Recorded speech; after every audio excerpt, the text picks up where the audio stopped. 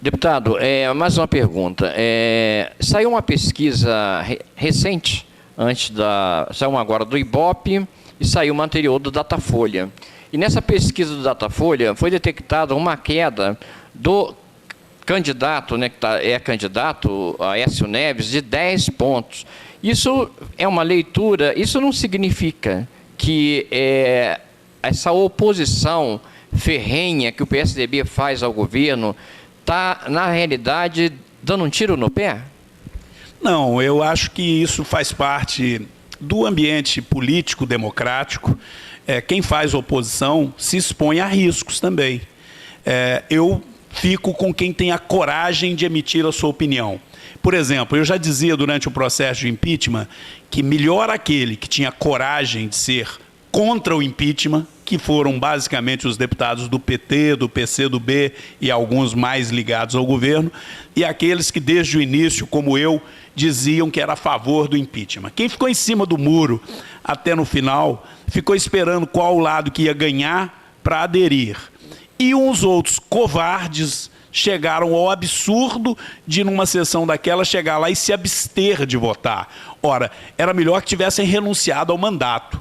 Talvez o voto mais importante que o cidadão teve que dar durante os seus 4 anos de mandato, ele vergonhosamente chega lá e se abstém, como quem diz, eu não estou preparado, eu não tenho condições de escolher nem o sim, nem o não. Isso é o covarde. O covarde, para mim, é uma das piores espécies dentre os seres humanos. É aquele que te trai na hora que você precisa dele.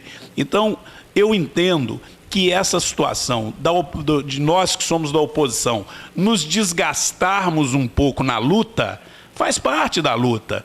E também é um efeito um pouco, vamos dizer assim, aquele efeito de crescimento igual leite na fervura, como aconteceu, para te dar um exemplo, naquela comoção nacional quando houve a morte do Eduardo Campos.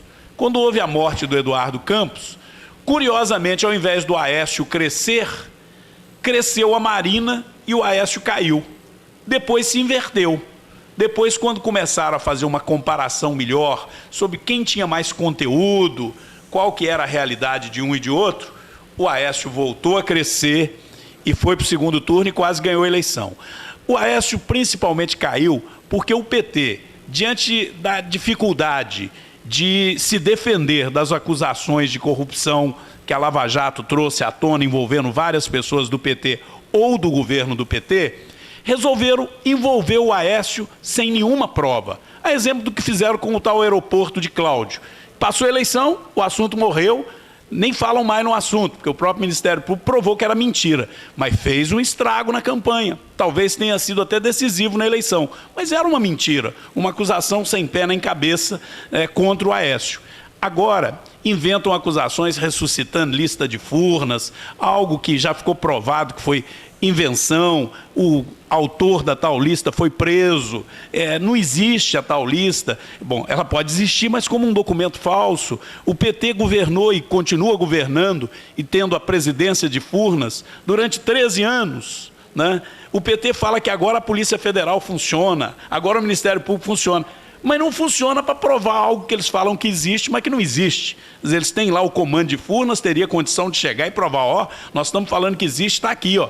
Os contratos superfaturados são esses, as empresas onde saiu o dinheiro são essas, a Polícia Federal, os testemunhos estão aqui. Não, não existe, inventam uma acusação. E uma acusação inventada, ela dura algumas semanas. Você pode ter certeza que o PSDB, na hora certa, na disputa eleitoral, vai vir amadurecido, vai vir preparado para lutar e ganhar as eleições. Agora ainda não é o momento eleitoral, agora é o momento de uma disputa no Congresso Nacional e eu acredito que o PSDB vai ser decisivo para aprovar o impeachment da Dilma e aí teremos uma responsabilidade de tentar ajudar o Michel Temer a fazer um governo que melhore o país.